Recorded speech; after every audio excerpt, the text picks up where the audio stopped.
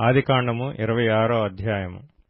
అబ్రాహాము దినములలో వచ్చిన మొదటి కరువు గాక మరొక కరువు ఆ దేశములో వచ్చెను. అప్పుడు ఇస్సాకు గెరారులోనున్న ఫిలిష్తీయుల రాజైన అబీమెలెకునొద్దకు వెళ్ళెను. అక్కడ యెహోవా అతనికి ప్రత్యక్షమై, నీవు ఐగుప్తులోనికి వెళ్ళక నేను నీతో చెప్పు దేశమందు నివసించుము. ఈ దేశమందు పరవాసివై యుండుము. నేను నీకు తోడైయుండి నిన్ను ఆశీర్వదించెదను. ఏలయనగా నీకును నీ సంతానమునకును ఈ దేశములన్నీయు ఇచ్చి నీ తండ్రి అయిన అబ్రాహాముతో నేను చేసిన ప్రమాణము నెరవేర్చి ఆకాశ నక్షత్రముల వలె నీ సంతానమును విస్తరింపచేసి ఈ దేశములన్నీయు నీ సంతానమునకు ఇచ్చెదను. నీ సంతానము వలన సమస్త భూలోకములోని సమస్త జనులు ఆశీర్వదింపబడుదురు.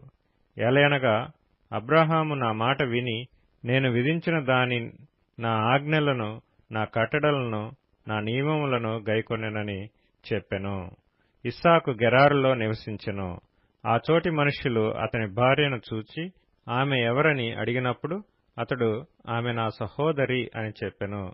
ఎందుకనగా రిబ్కా చక్కనిది గనుక ఈ చోటి మనుష్యులు ఆమె నిమిత్తము నన్ను చంపుదురేమో అనుకొని తన భార్య అని చెప్పుటకు భయపడెను.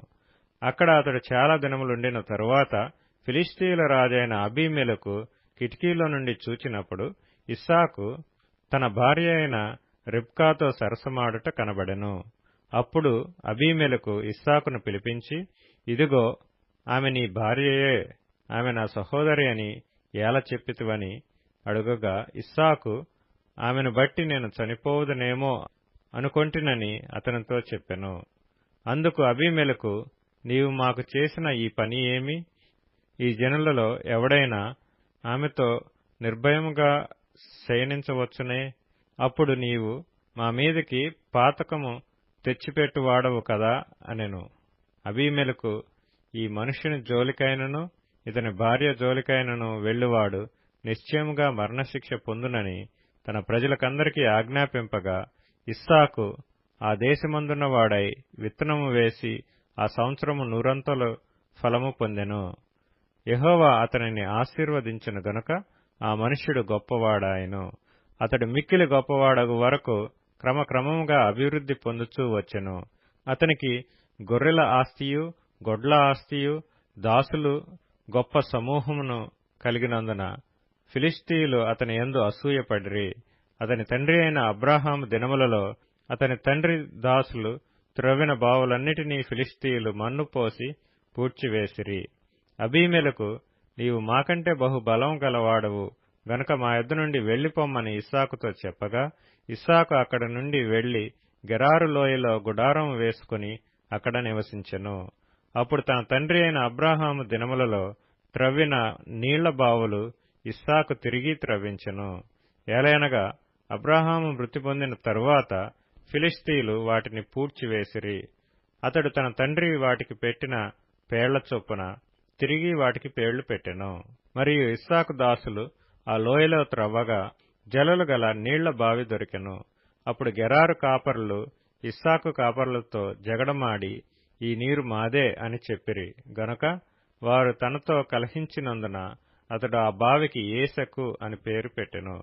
వారు మరియొక బావి త్రవ్వినప్పుడు దాని కొరకును జగడమాడిరి గనుక దానికి సిత్నా అని పేరు పెట్టెను.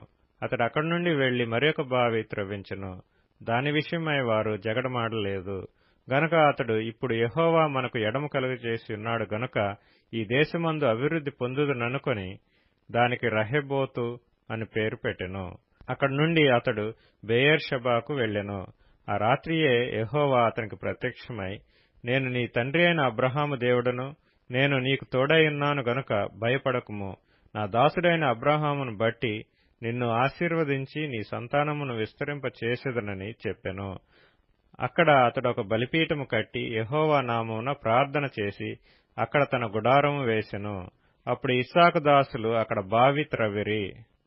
అంతటా అబీమెలెకును అతని స్నేహితుడైన అహుజతును అతని సేనాధిపతి అయిన ఫీకోలును గెరారు నుండి అతని యొద్దకు వచ్చిరి.